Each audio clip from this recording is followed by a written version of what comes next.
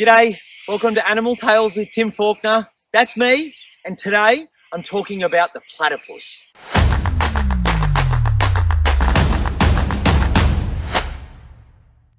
Platypus are one of the strangest creatures on Earth. They're also one of the oldest mammals to have ever existed. They are monotremes, and a monotreme is an egg-laying mammal. That's right. So a male and female platypus mate. The female then has an egg inside her. She lays that egg. She incubates it in a little pseudo pouch. And what that means is she doesn't have a pouch like a kangaroo.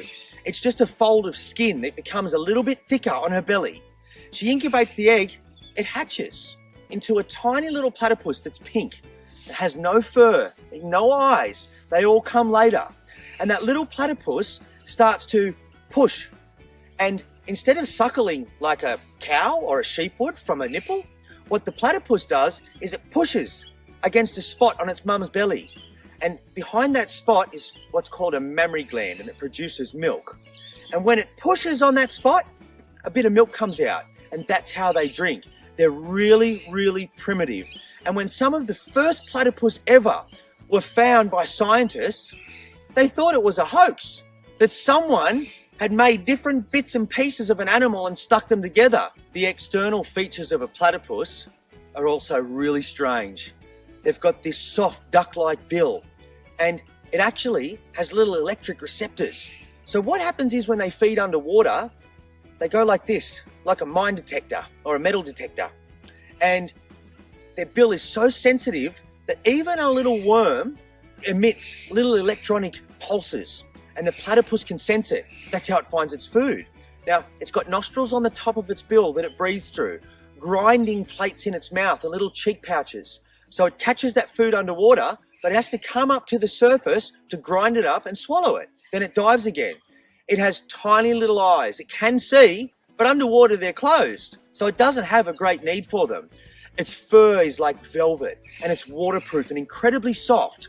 And when you come down to the hands, they're incredible because the platypus's knuckles are actually at the middle of our finger, and that's where their claws are. But when they swim, they open their hands and the full webbing like a duck's feet comes out.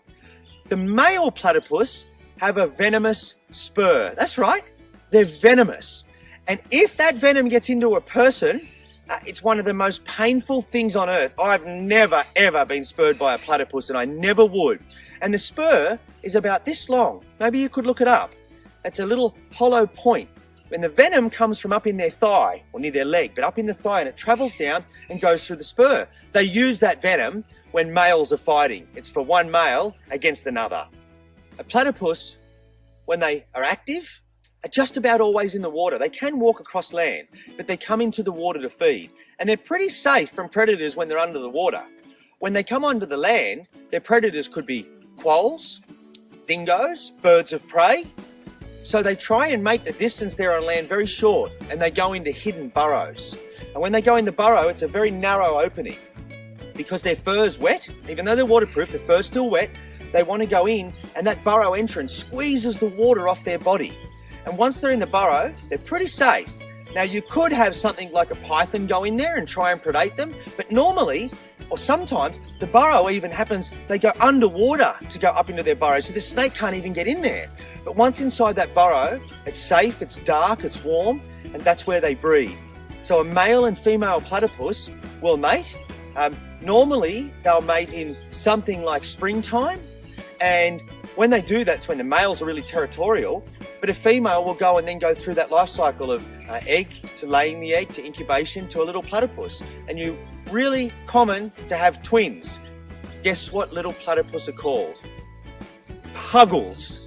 All monotremes, and there's 3 species. The long-beaked echidna in New Guinea, the short-beaked echidna in Australia, and the platypus. Platypus are an ancient species.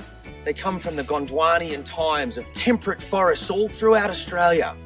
Now they live along the Great Dividing Range that runs the entire distance of eastern Australia. They're found from North Queensland all the way to Tasmania. They too, their numbers are on a decline, which means their species faces threats, and the worst case of that could be extinction. but their waterways in some areas are still okay. The recent fires also gave the platypus a really hard time. Their numbers were radically reduced. They can't live without water. They can't live in heavily polluted water. They can't live in water that has so much silt, which is when topsoil runs off the earth, and there's no food for them in there. So drought and fire, when the fires burn and then the ash washes into the waterways, is a really big problem for them. You might wonder, how does a platypus breathe underwater? Well, they don't. They need to breathe air like us. So every time they come up and surface, they take a breath, kind of like a whale would. And then they dive again. They can go down for a couple of minutes. I had some really hard times the last few months.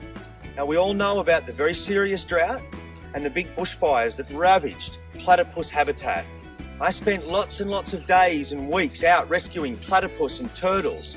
Now, 3 of them I still have in care, and at the end of winter, I'll release them back to the wild. But when they come in, to give you an idea, they were caught in the middle of the day. You shouldn't see a platypus in the middle of the day, not when it's hot in the middle of summer.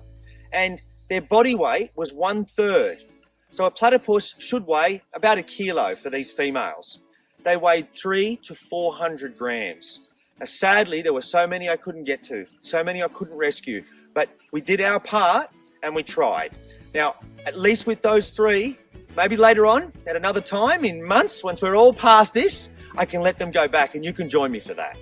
Okay, here's some homework. I want you to find out how long a platypus can live. Once you've found that out, I want you to tell me whether they live in family groups or in their territories, or are they social? There's 2 things for you. See ya.